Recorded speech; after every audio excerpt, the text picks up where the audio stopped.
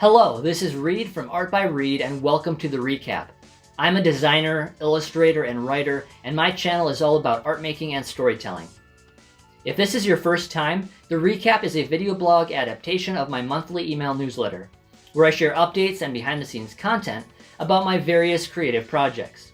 To get the same content in abbreviated format directly to your inbox, you can subscribe to my email list with the link in this video's description. When you do so, you will also get access to my new subscriber gift bundle and a free download every month. If you are curious about the type of work that I do as a freelance graphic designer and illustrator, you should visit my art portfolio at byreed.art.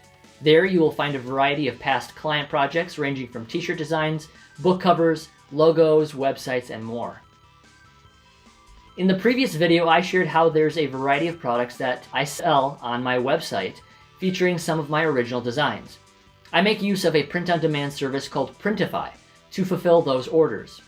Print-on-demand is a great way to go, especially if you're just getting started, because you don't need a physical inventory, nor do you print and ship the products yourself. They do it all for you. While that does save some major expenses up front, I'm not thrilled with the prices that I have to charge to make it worthwhile. Furthermore, I don't get to experience the fun of being more involved in the creation of the stickers or t-shirts that I sell. With that in mind, I have been debating and researching whether to get a cutting machine, like a Cricut, and get a heat press so I can make these myself. And my wife is a teacher, so we would definitely use something like that anyway. Let me know in the comments if you have used a print-on-demand service like Printify, Redbubble, or Society6. Also, do you have a Cricut or some other brand of cutting machine? Share some of your advice below. If you haven't heard about it yet, The Heroes of Superior Island is my new comic book series designed for young readers. I recently contacted my local library about this series, and I'm hoping to feature this first issue in the children's or young adult section at the library. I created almost everything in this first comic book using a software called Inkscape.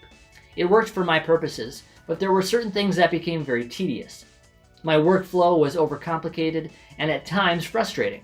And that's because there is a lot that goes into the layout of a comic book page.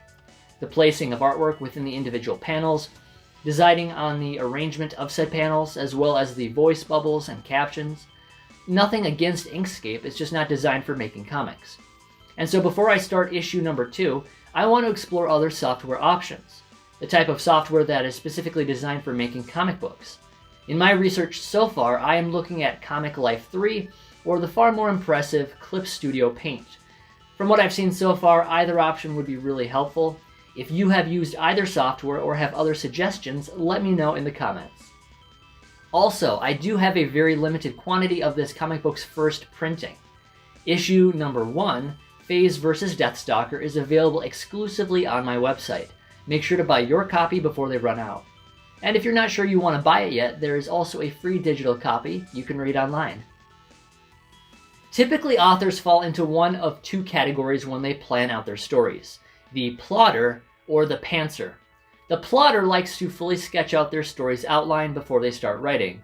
Meanwhile, the pantser, coming from the phrase "by the seat of your pants," prefers to jump right in, go with the flow, and see where the story takes them. Personally, I'm a little bit of both of those. Now, concerning my top secret comic strip Reboot, up until now I've mostly been a pantser. Working from what I already knew, I've been illustrating the comic panels and writing the dialogue at the same time. That method has its benefits, but lately I've decided to shift gears and focus more on the script. It's been really satisfying to arrange the various gags in this way, which allows me to thread an overall narrative and create complex character arcs. So, how about you? If you like to write, are you a plotter or a pantser?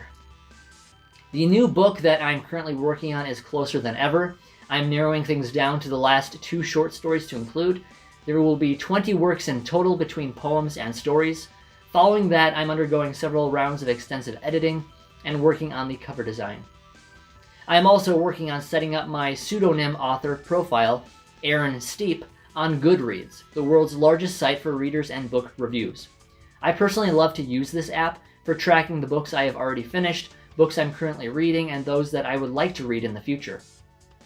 Now, when it comes to using a pseudonym or pen name as an author, it turns out to be a bit complicated in the marketing side of things. I'll let you know when this new profile gets approved on Goodreads. In the meantime, the book Amaranthine with other short stories and poems is already on Goodreads, where you can review or add it to your reading lists. Last month, I mentioned how I started saving my existing catalog of hundreds of stock images into grouped sets of vector art. Each set has various images grouped by a particular theme or topic. But what is vector art or vector graphics exactly? For reference, vector graphics are created from mathematical formulas, whereas other file types are built using colorized pixels. The main benefit to using vector graphics is that they can be infinitely scaled without losing quality, which is not so with pixel-based or bitmap graphics. For that reason, vector graphics are the preferred file format for most creative professionals, myself included.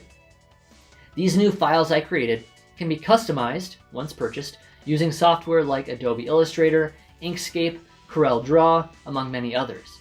So far, I have published 8 vector packs, and they are available on Shutterstock.com, stock.adobe.com, and on my website, byreed.art.